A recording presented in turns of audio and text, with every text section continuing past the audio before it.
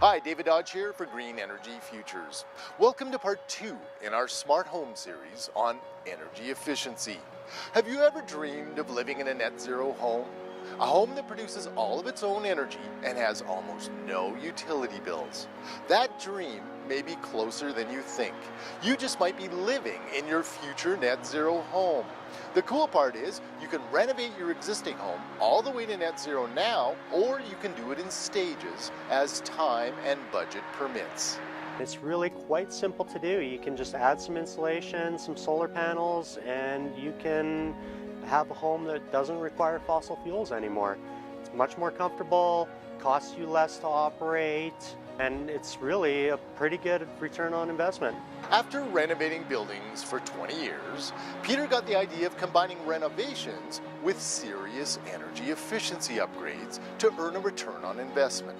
Before he started Solar Homes Inc., he took a course in energy retrofitting and then undertook a complete renovation of his 1980s home in Calgary, Alberta.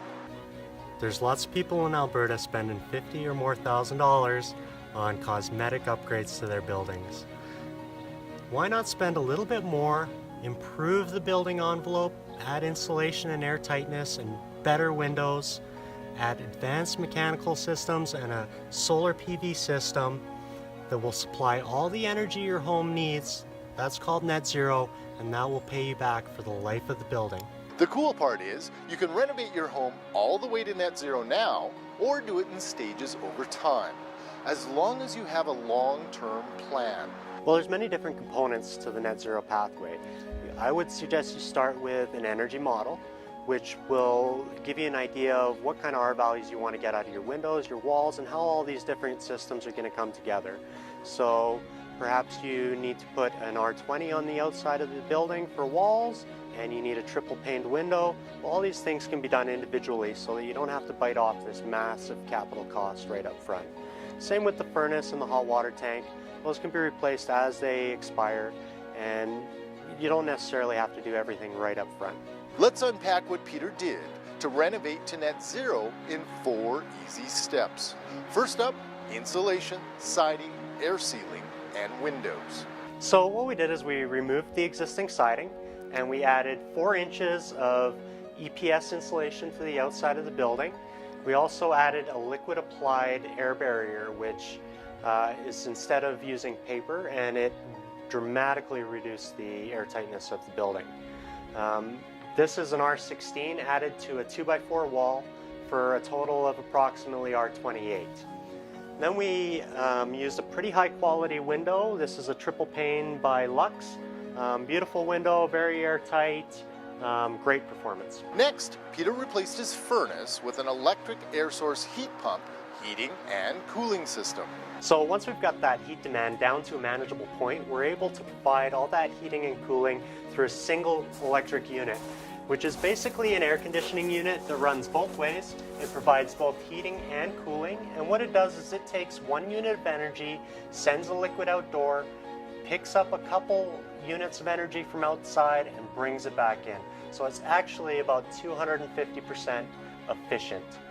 Now, we also can see here that we have the natural gas completely disconnected from the building, and we have no natural gas bill anymore.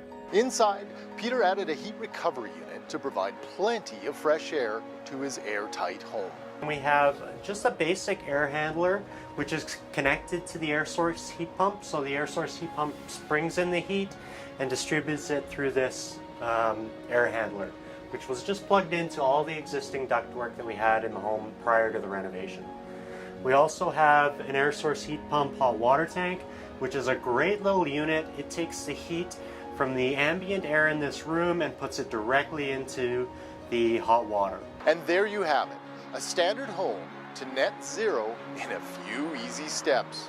Peter summarizes. So what we did is we put an exterior insulation on the outside of the building, which also helped with the air tightness. We added a bunch of great windows, and then we changed all the mechanical components to electrical components instead of natural gas, disconnected the natural gas, and then we put the power plant up here.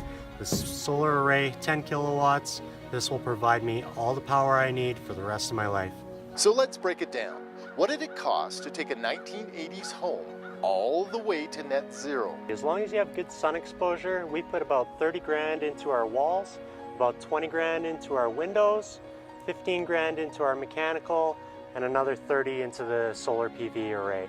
Very simple, as long as you have good solar exposure. You can do this all at once, or if you have an energy model and a plan, you could start with siding and insulation, add windows, replace your furnace, and then add solar, one project at a time. The key is, when you combine energy efficiency upgrades with your home renos, the whole thing can pay for itself if you plan it right. There's one other factor that may help you take the leap to a future with low or no utility bills. In today's market in Alberta, there's a bunch of incentives available from the province towards insulation, windows, solar panels, and there's almost 15 grand available to a home that's looking to renovate to net zero. Perhaps you can achieve that dream of achieving net zero right in your own home. Start by getting an energy model for your home, and then make sure that you work with someone who knows what they're doing. Then kiss your utility bills goodbye. Want more details? Check out our blog, podcast, and photos at greenenergyfutures.ca. If you like this video, watch for Solar 101, Part 3 in our Smart Home series. Be sure to subscribe to our channel and check out our other videos. For Green Energy Futures, I'm David Dodge. Looking for a super energy efficient water heater? 88% of the real cost of a water heater is the energy you feed into it. Check out part 1 in our Smart Home series on choosing the best high efficiency water heater for your home.